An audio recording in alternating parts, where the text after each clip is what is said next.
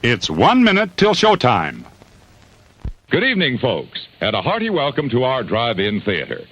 We have a wonderful evening's entertainment lined up for you, one that will provide several hours of pleasurable relaxation and diversion for you and your family. Did you fail to dress up for tonight's show? No tie, an old shirt and slacks, a house dress? Well, don't give it a thought. We're glad you came as you are. We just want you to enjoy yourselves. Don't forget to visit our refreshment center during the intermission or any time. You love the tasty array of snacks we have to offer. So will the youngsters. Everything is quality and so good. We hope you'll make this a weekly visit. Bring the family. Bring your friends. There are always wonderful new pictures to see, delightful snacks to nibble, a gay, pleasant evening for all.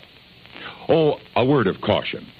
Don't drive over 10 miles an hour in the theater area for your safety's sake.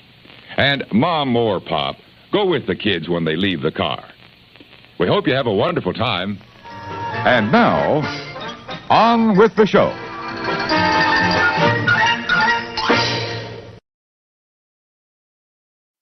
Well, hello, everybody. My name is Jim. This is my channel, More Sunshine, Please. I do a Tuesday evening live stream for about an hour. It's just a hangout. We play games. We drink coffee. I eat things.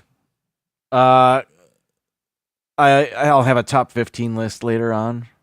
But before any of that happens, I want to celebrate the first 3 people that make their way into the chat here by giving them phony gold, silver, and bronze medals. So let's see.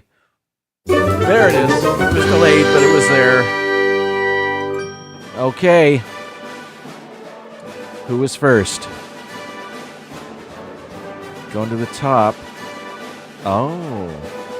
At 2:48 p.m. today, Paul Eichenlaub is our gold medal winner. Mr. Fulton Mraz with the silver at 3:05.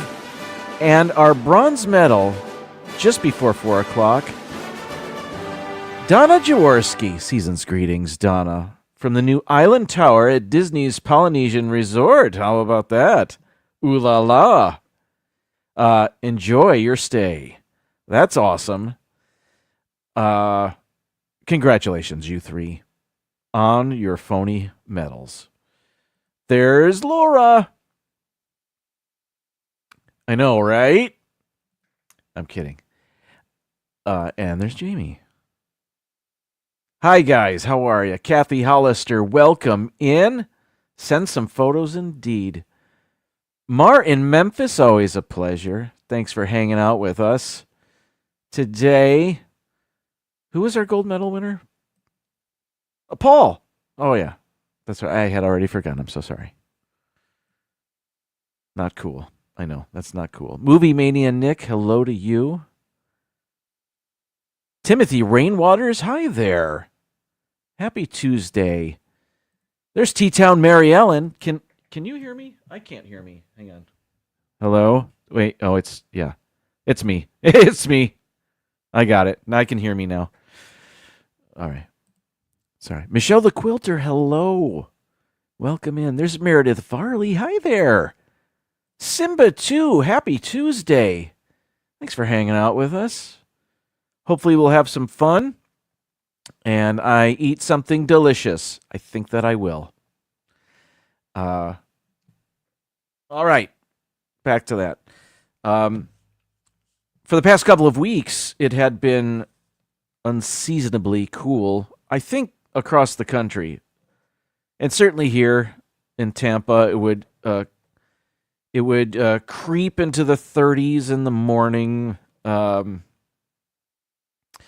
and stay maybe reach the 60s for a while. And I know that that's ridiculous, but the reason I mentioned this is because I do a segment on my show every once in a while called Neighborhood Wildlife, and I think it affected the wildlife around here, and specifically some birds. I took some video of some birds. I guess I should intro the segment. I don't even know where oh, there it is. Okay, let's do this segment.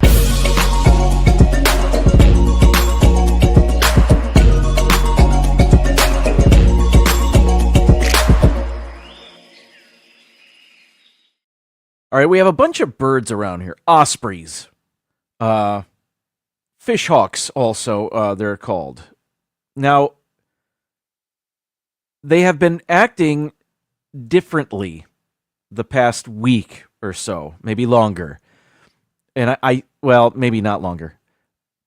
I'm guessing since the weather kind of warmed up and now the birds are super happy again because they don't know how to handle cooler temperatures. I don't know. I know nothing about ospreys other than that they've been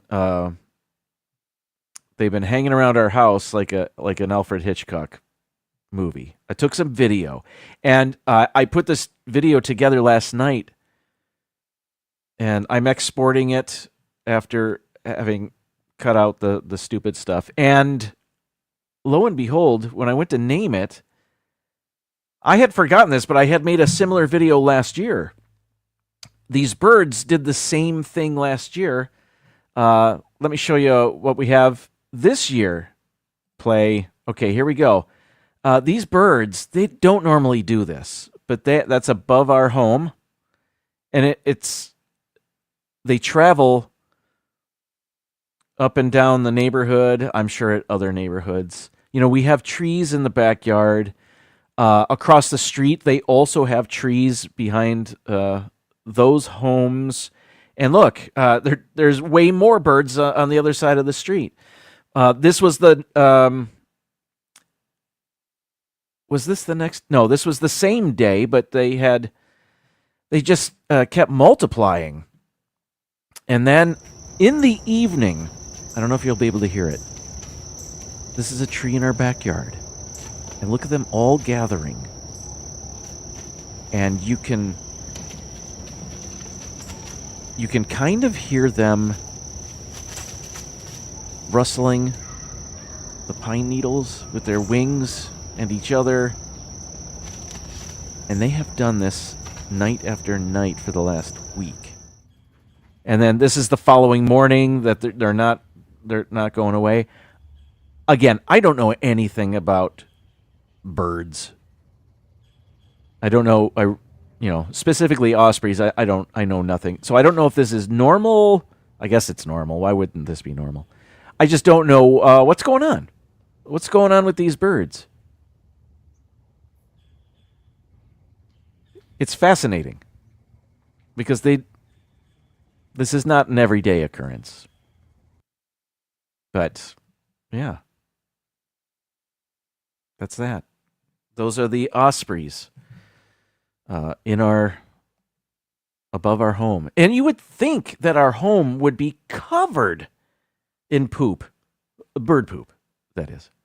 But it's not. So I don't know where they're doing their business.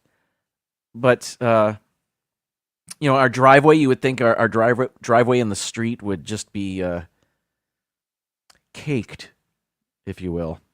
That's gross. But it's not. So I guess they save it for at night when they perch in the tree. I don't know. From North to Neverland, welcome in. Dean is also here. Birdwell. No pun intended.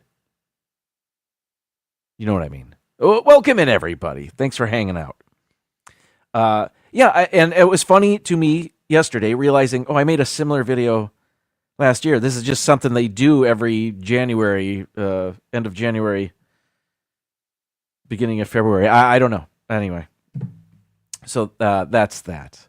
And I'm kind of hoping they're flying around. I don't know what they eat. I guess if they call them fishhawks, maybe they eat fish. But there's no fish near us. But they're hanging out in our cul-de-sac.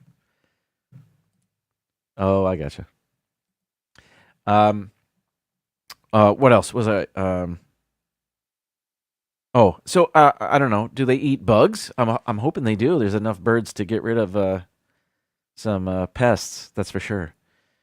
All right. What's next? Okay, let's. I do need to eat this before it melts. So I've got something to eat.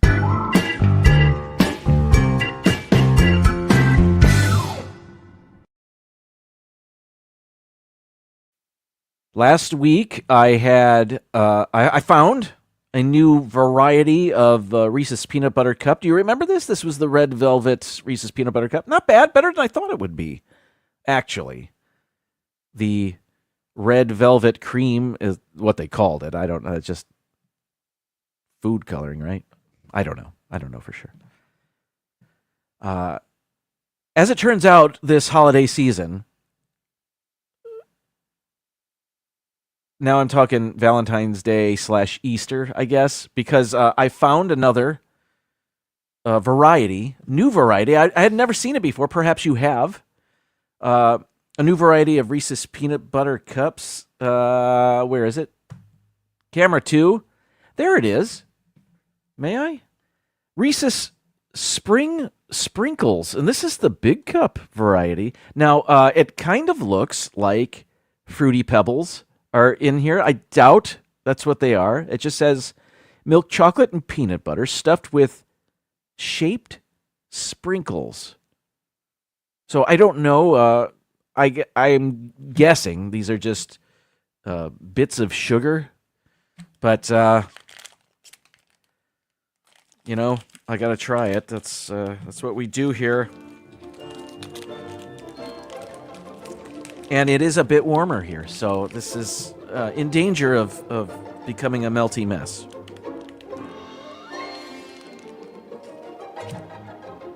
Big cup.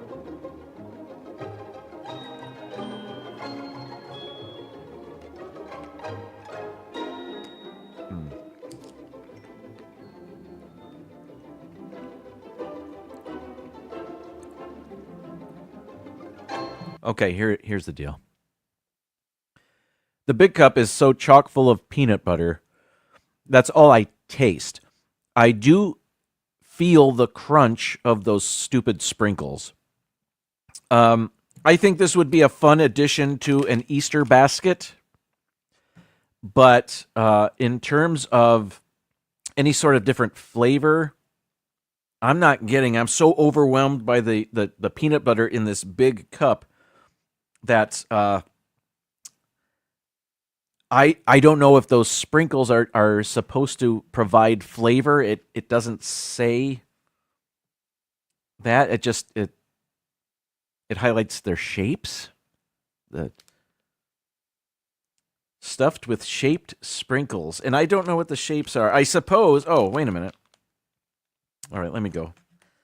Let me cut back to camera 2. All right, so the shapes, I guess, little chicks, like peeps.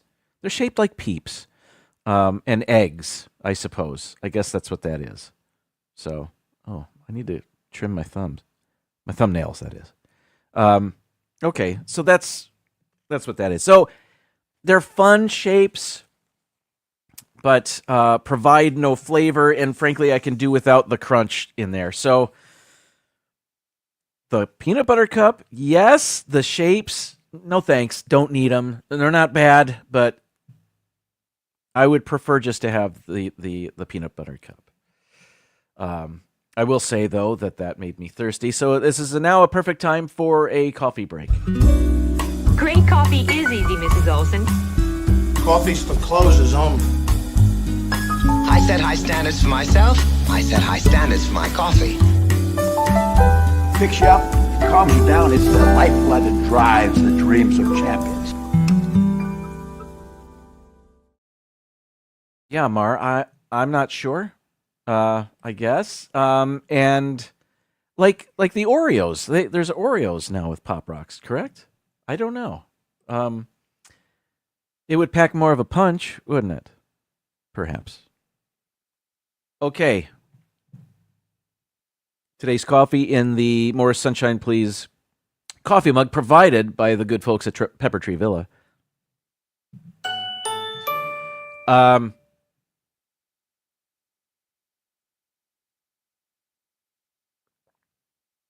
There we go. We are, we have a coffee fact here. According to hopkinsmedicine.org, there are 9 health benefits of drinking coffee. And I'm just going to give you one here. your odds of getting colon cancer will go way down. It doesn't just say go down, it says will go way down. 1 in 23 women develop colon cancer. But researchers found that coffee drinkers, decaf or regular, were 26% less likely to develop colorectal cancer. So how about that? Your odds of getting colon cancer will go way down. Is that way? I guess it is. Any amount of down in terms of colon cancer is great. So, yeah.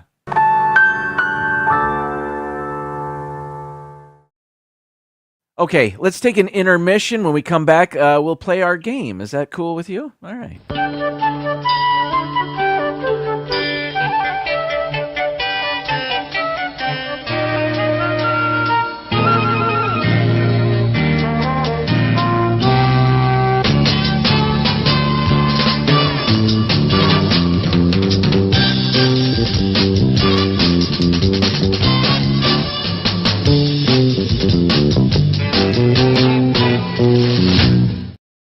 Okay, that was funky, huh? All right, let's do Chronophoto. That's the name of our game. I'll learn how to say it.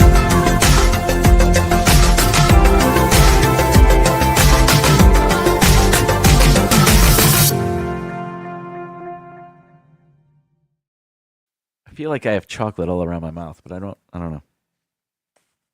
Okay. Chronophoto is the game where we are shown 5 pictures. We have to guess in which year each picture was taken. And the closer we are to the correct answer, the more points we get.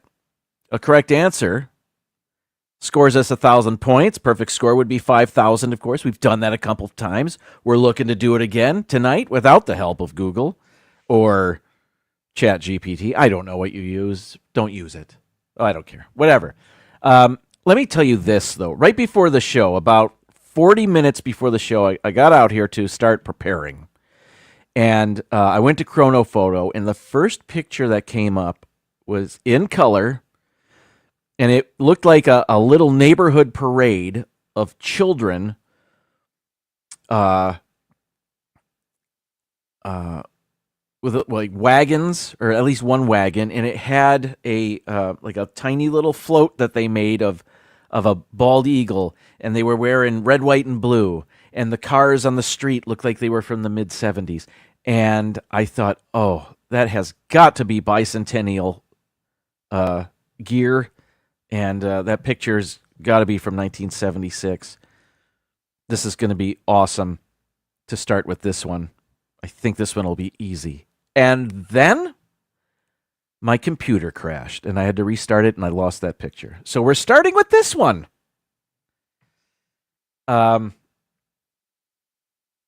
It appears to be a concert. Let me go and zoom in.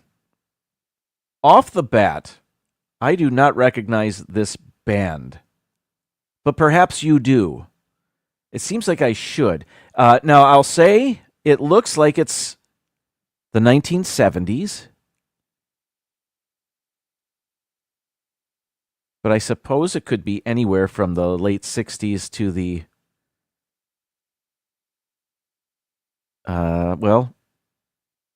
late 70s. What does the banner say back there? I can't make it out. It kind of looks like the letters are OOPER, like it's the word Cooper without, we can't see the C. I don't know. Or is it Trooper? I don't know either. I don't know a band with either of those names in there, but perhaps, again, you do. So I'll let you guys enter your guesses. There is a disco ball back there, so that's very 70s.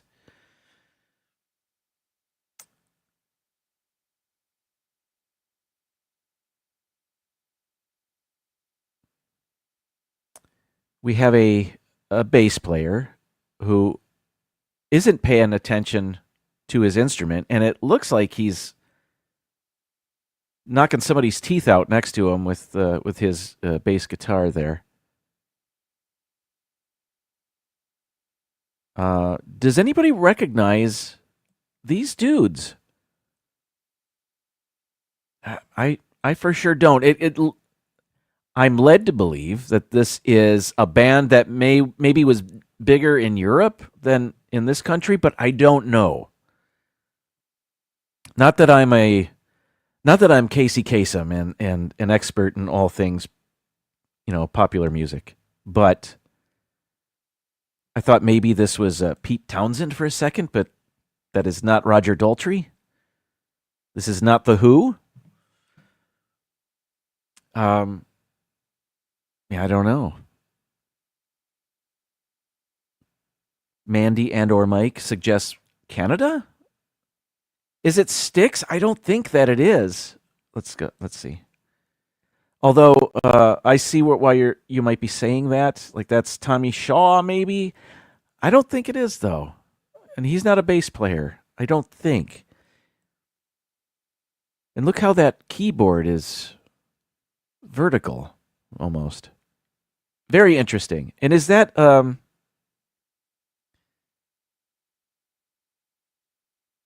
person on the right that looks like they're getting hit with the? I think if it's a she, I don't know if it's a he or she. I don't know if that person is clapping hands or really shielding themselves from getting their teeth knocked out. It's hard to tell. People in the audience, they're clapping. No smartphones. I didn't think there would be, to be honest. All right, let me zoom out. That's the whole picture.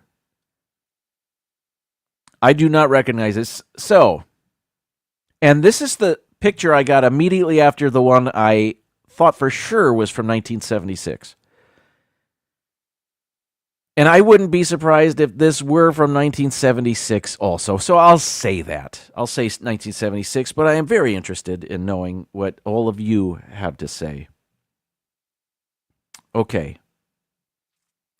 Our first guess is, wow, going way back. 70s. I believe Dean has our first guess. 1972. 73. You sure that's not Jeff up there? Hello, Cynthia. How are you? Get one of those. Let's see. 75. Oh, hello, Marlene. Welcome in.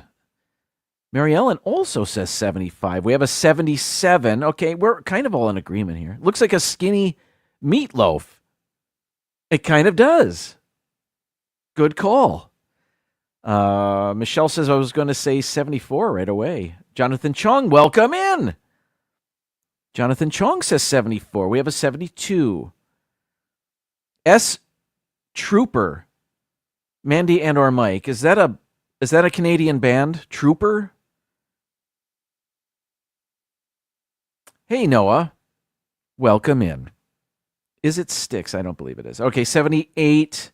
Ryan, welcome in. How are you? We have a 79. 77. Nick in Virginia. How the heck are you? Good to see everybody here. 77.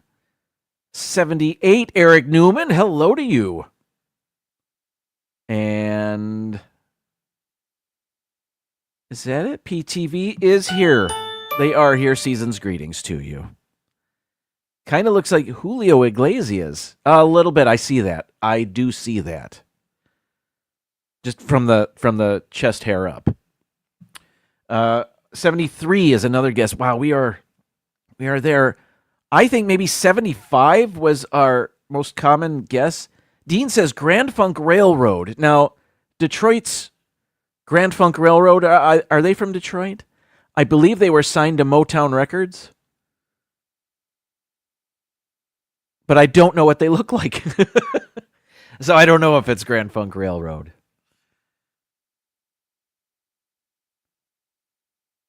Okay, let's go. What were our first guesses? So that's 75, 74, 77. 74s, a lot of those. 70, 73, 74, 75. I'm going to go 75. Oh, somebody changed to 76. I did say 76, didn't I? I'm going to go 75. I don't really know. Survey says, hey, that was right. 1975. Thank you all who guessed that and pushed me in that direction. Great guessing. Trooper. What did Trooper sing? Anything that they played on the radio here? They must have a song I'm familiar with. Anyway, let's move on. Please put that in the chat. Trooper. And no doubt I've heard it. I'm just not connecting the dots. All right, here we go. And this is not a concert. International Hotel, Asian Community Center. Is this Chinatown? Or is this China? Chinese Progressive Association. I see a lot of not Asian people locking arms.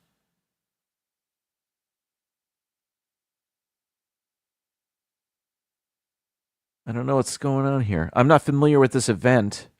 Unless this was a reaction to, say, what happened in Tiananmen Square, which was, I think, 88, 89, maybe 89. But I don't know what this is. Do these people look like they're dressed in the late 80s? Maybe earlier? So I don't know what is causing this demonstration. Is this a movie set? I don't know what I'm looking at.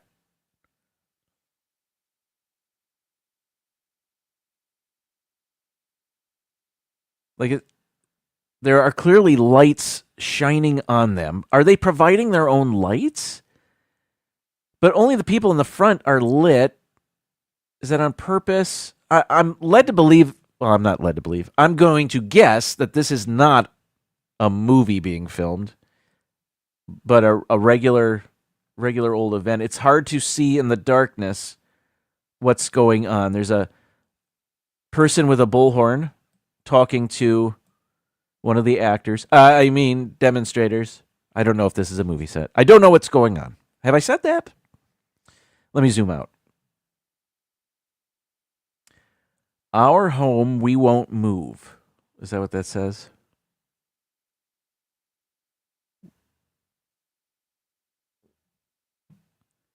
Does that say liberate? We won't move. Okay. Time, Jim, to turn to the chat. All right. Ryan says Trooper had a hit called Raise a Little Hell. I will have to look that up. I am not kidding. I'm interested. Raise. Okay. I'll look at that. We'll get that later. Rachel Fithian, welcome in. Raise a Little Hell is their biggest hit. No doubt I've heard that. All right. Kathy points out, are the pants bell bottoms? Cannot see real well to tell. Yeah, it's a very grainy image and dark in most places. We have a guess of 1957. Francisco, welcome in. 69, 56. We have a couple of guesses in the 50s. Really? 73. Is this a war protest? I don't know. We have an 88, 77, 72. Paul says that was a protest of evictions in 1968. Well, all right. Timothy Rainwater's confirming Tiananmen Square was in 1989. So, all right, Jim, you got that one.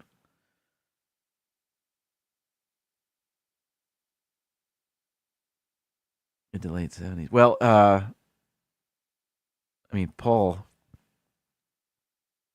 Paul sounds like he knows what he's talking about. So let's go 68.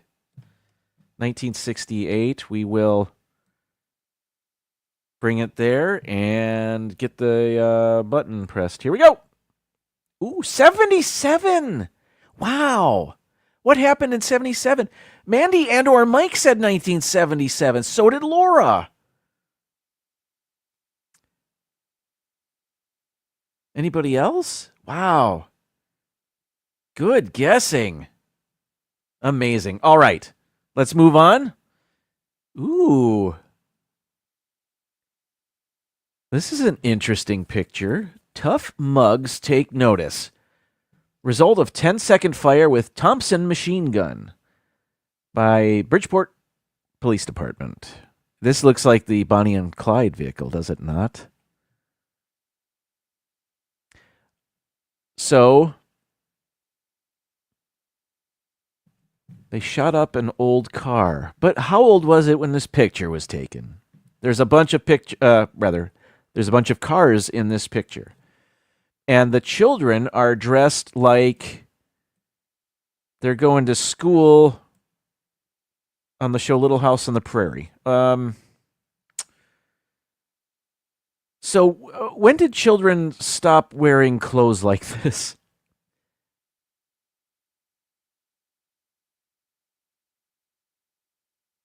I don't know. A long time ago. Is this the 20s? Early 20s?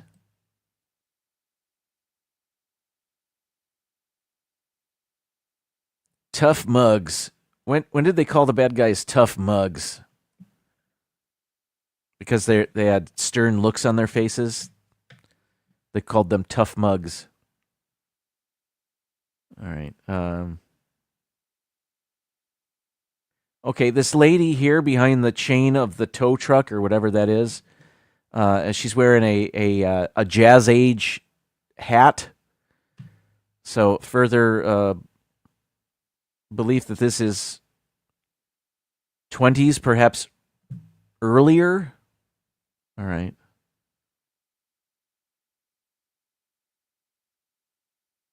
All right. This kid here, similar pants. Looks like a young Bobby Jones. I assume that's what golfer Bobby Jones looked like as a child. And those are the pants he wore while golfing as a child. All right, turning to the chat. This one has me confused. I think our first guess is 1929. We have a 26, 31, 38, another 31, 30, 33, 32. We are hovering around the early 30s. 1940, a 1920, says Paul. Kind of, that's what I was thinking, but I don't know. 35, 1912, I like it. 34, another 34. Mandy and or Mike did get the previous one correct. And multiple people said 1934. Nick and Virginia saying it again. 1934. I'm going to guess that. 1934. Survey says 1930. Laura said 1930. She may have been the only one. Wow, good guess. We have 2,100 points. Let's go to our fourth picture. Ew, boy. Before concussion protocol in the NFL, were they testing out helmets here? I'm guessing because how stupid do you have to be to do this? Okay. This could be around the same time, 1930, for all I know.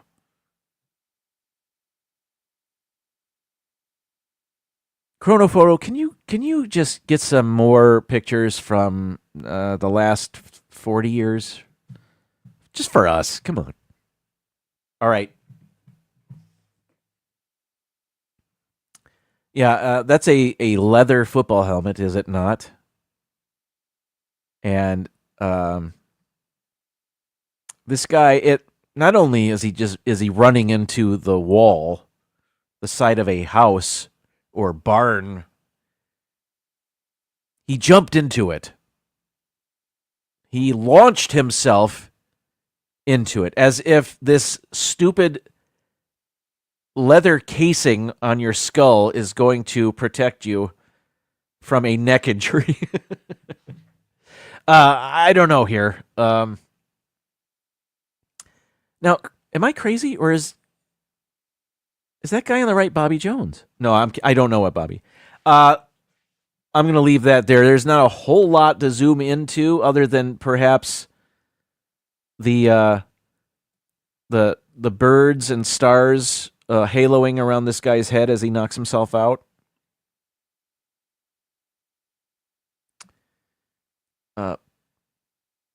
This used to be the Heisman pose. And then they realized, oh, that's not a great look. So they changed it. They modified it. All right, what did you guys have to say? I'm yammering. I'm trying to be funny, and I am not. I am not. All right, let's see.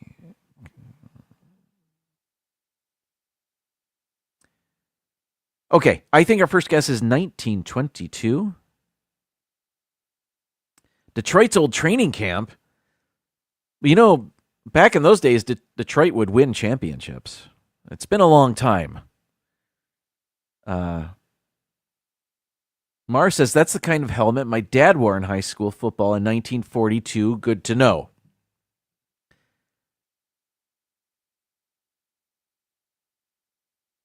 Ryan feels like we've done this picture before. I don't remember seeing this, but I'm a dum-dum, and I could have easily forgotten this.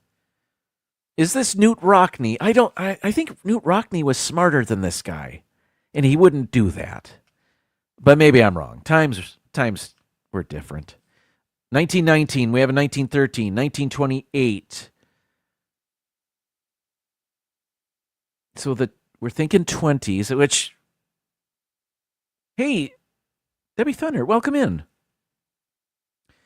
Yeah, I guess let's we had a few different, well, a couple of people said 1928. Ryan, Rachel, I'm going to go with that. 1928. I like it, and I don't really know. So, here we go. Survey says, 1912 was much earlier than any of us thought, except Laura, who is on fire tonight. I have paid attention. Laura said 1913, and that was amazing. That was a great guess. And whatever you say for the next picture, I'm going with. Here we go. Here's our final one. Come on! All right. This looks like it could be a Jewish wedding. I see some Hebrew up here, Star of David. Again, this looks like... Well, this looks maybe 1940s. Perhaps 30s or 40s? Late 30s to mid 40s to late 40s? Before my time.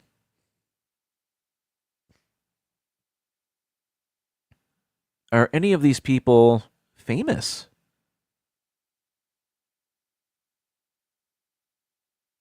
I don't recognize anybody.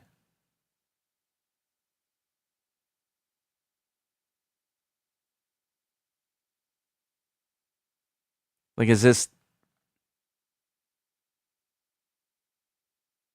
somebody of some sort of fame? Is this their wedding photo? But seems kind of small for a giant celebrity wedding, but not that celebrities have to have giant weddings. I don't know. I'm spitballing here. I'm brainstorming. I'm workshopping.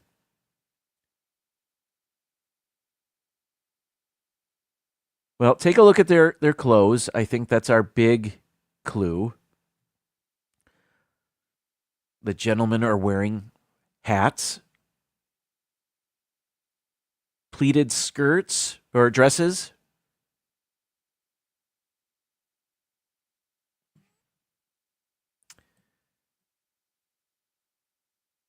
Everybody's in a good mood? Yes, I am getting over a bit of a cold. Perhaps you can hear it in my voice. All right, let me zoom out. All right, everybody. Give it your best shot.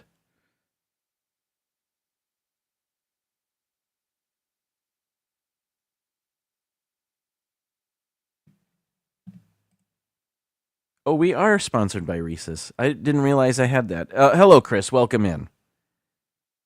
There we go. You're looking at the pictures anyway. You don't need me on there. Thank you.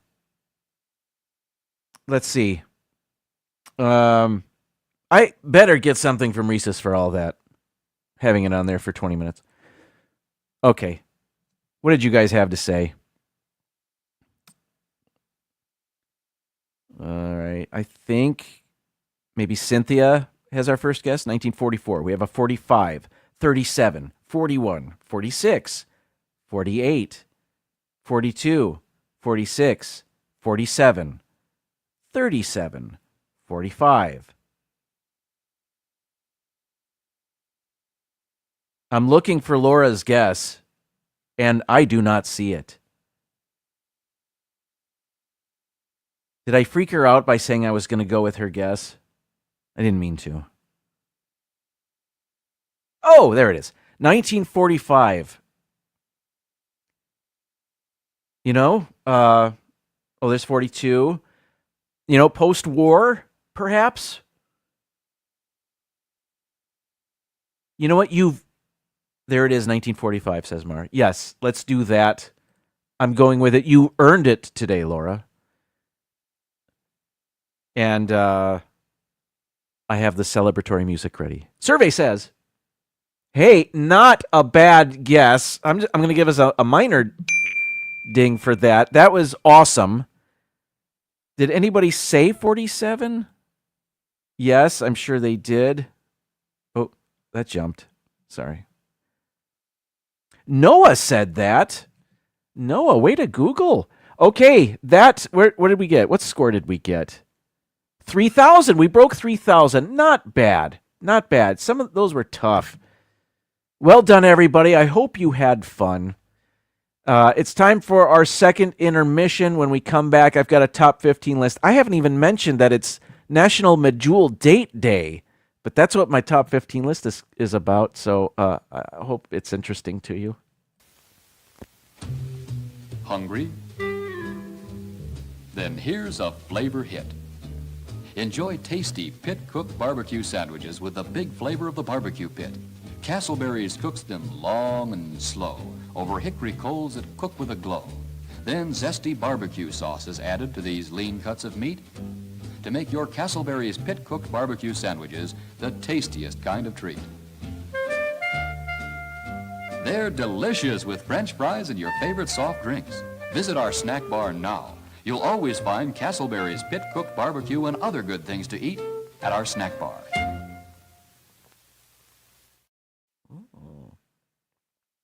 All right, everybody. As I mentioned before the intermission, today, according to nationaltoday.com, it's National Medjool Date Day.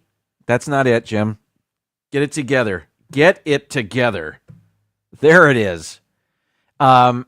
Celebrating the wonder that is the Medjool date and all that comes with that. What comes with that? I'm not sure. I don't know who developed this celebration. We normally have Medjool dates. We have them in our refrigerator right now. And I was going to show them to you, but I forgot. I got a late start. You would think I got a late start, but I was here a good 45 minutes before the live stream. I could have gotten it. Anyway, you've seen dates before, but I have a list of 15 facts about dates, and they are more fascinating than I would have thought before I put this list together, and I'm going to do it really quick. So, here we go. 15 interesting facts about dates. Number 15. Medjool dates are thought to be one of the oldest cultivated fruits in the world, second only to perhaps figs. Some historians estimate that they've been grown and harvested by humans for at least 6,000 years. Archaeological evidence shows that dates were cultivated by the Sumerian people in the so-called cradle of civilization, unquote, the region between the Tigris and Euphrates rivers in the Middle East, before 3000 BC. How about that? They are old. Number 14. Medjool dates have a rich, almost caramel-like taste and a soft, chewy texture, whereas regular dates, commonly called neglet noir, are usually smaller and have a firm flesh and a sweet, delicate flavor. I will say something my wife discovered is when you put Medjool dates in the freezer and then you pop them in your mouth, it's sort of like eating a hard caramel candy, and it's yummy, delicious. A suggestion. All right, number 13. Yeah, this is a trivia question. I can't read it because there's stuff in the way. Oh, there we are. The name of the date fruit derives originally from the Greek word for what part of the body? So number 13. According to the online etymology dictionary, the word date, the fruit, has quite a fascinating history. It originally appeared in the English language around the year 1300, borrowed from the French word of the same spelling, which in turn stemmed from the Greek word dactylus, meaning finger or toe. So finger, according to this graphic. Etymologists have speculated that this may have been because dates resembled human digits, or it's, oh, did you hear my voice there? It cracked. I'm under the weather. Or it's possible that plants' leaves reminded the Greeks of the palm of the hand with fruit as fingers, because dates come from a palm tree. And we'll get to that in a moment. Number 12. Although dates have been enjoyed in the Middle East and Africa for thousands of years, they didn't make it to the United States until much later. The first dates arrived in the U.S. around 1900. In 1898, the United States Department of Agriculture created a special delegation of international agriculture explorers. These men were given the task of exploring the globe to find unique varieties of produce that could grow on American soil. Two of these guys ventured to Baghdad, where they realized that the growing conditions for dates resembled the dry, arid climate of Southern California. Thus, dates were introduced to SoCal's Coachella Valley, where they are grown like crazy. Number 11. The foodie explorers I had just mentioned, who brought dates to the States, returned from the Middle East with multiple varieties of the fruits. But American Medjool dates, in particular, can trace their origin to a single oasis in Morocco. Yes, just like Epcot. The oasis of Boudanib, I don't know if I'm saying that correctly, and I'm guessing I'm not, in this North African country supplied 9 offshoots of date palms, which were transported to the Coachella Valley in the early 1900s. Over time, these original plants proliferated into the square miles of date palms that thrive in the valley to this day. So from 9 palm trees, you have miles and miles of date palms producing stuff. Amazing. Number 10. Dates experienced an unexpected boost in popularity during World War II. At this time, when sugar was rationed due to wartime shortages, many Americans discovered that dates served as an excellent alternative to the white stuff for sweetening foods. And we have date syrup in our pantry right now that we use instead of cane sugar to sweeten some things. And it's awesome. All right, next. Oh, not next. Okay, here we go. Back to California for this one, I think. Since 1947, this is number 9. Since 1947, an annual National Date Festival has been held in February in Indio, California, in conjunction with the Riverside County Fair. Here, the Desert Fairgrounds play host to carnival ride. Here, The Desert Fairgrounds play host to carnival rides, food trucks, and a celebration of the end of the date harvest. And this is the actual promo for this year's National Date Festival in Indio, California. So it looked kind of Mardi Gras-ish. Number 8, rather. This is 8. Dates had a starring role in Raiders of the Lost Ark. You remember, Indy? There was a bowl of dates there, and somebody poisoned them, and the monkey ate the dates, and then this dude says, "Bad dates." Yeah. I meant to redo that so I could get the audio. I didn't get the audio from that. That's on me. That's on me. Where are we? Number 7. Medjool dates are a fresh fruit. Most people think of dates as a dried fruit because they're thinking of the dates you buy in the baking aisle. Medjool dates are actually harvested from the date palm, cleaned, sorted, and packaged right away. There's no processing, and they're never physically or chemically dried. That's why you'll find them in the produce section at the grocery store. That, and they look like giant raisins, which are dried grapes. So you have that. Number 6. The white stuff you may occasionally see on the outside of a date is the natural sugar crystallizing and making its way to the outside of the date. It's totally fine to eat, but if you don't like the looks of the white stuff, or you don't want the date, or if you want the date to be softer, you can wrap it in a damp paper towel and microwave it for about 5 seconds. The date will plump up, and the sugar will be absorbed back into the fruit. So yeah, I wondered about that. That's its sugar. It's not mold. This isn't cheese. Well, now I know. I didn't know before. Now I know. Number 5, medjool dates are healthy. They contain natural sugar, but they have a low to medium glycemic index score because they also contain a good amount of fiber, which slows the release of the carbohydrates and gives you sustained energy rather than spiking your blood sugar crazy high. So yeah.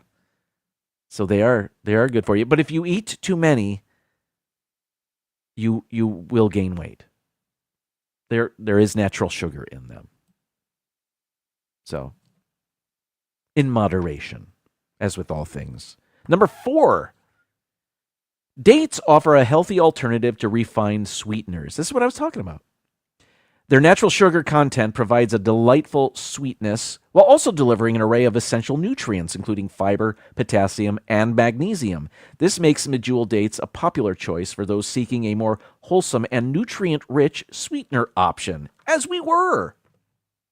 That's why we got that date syrup. And that was from Trader Joe's. Did you recognize the tag there?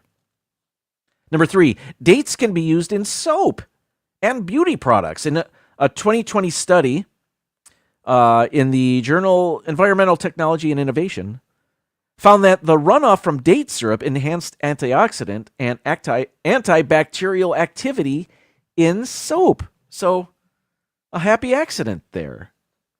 Number 2, date palms reach up to 100 feet in height. Slow growing, they can reach over 100 years of age when maintained properly. Look at all those dates on that one tree. And think of that there's miles and miles of trees in those date farms or whatever they call it. More about that with my number 1 fact about dates. During a harvest season, which typically lasts from autumn to winter, a single tree can yield anywhere from 200 to 300 pounds of dates, equating to roughly 10,000 individual dates. That's crazy. Darn it, what was I just going to mention about that? What happened there? I was just going to mention something else about dates. Oh, my favorite snack with dates is simply having like a bite of a date and then taking a bite of a banana, and that combination of date with banana is really good and really good for you. And I just thought of what I was really going to tell you, that I just read that a lot of people eat bananas for potassium, but dates, medjool dates, have a lot more potassium in them than a banana does. So like a serving of dates, which is 2 or 3, has maybe 50% more potassium. I think that's what I read, than a banana. So that's pretty awesome. And I enjoy dates, and I, you know what?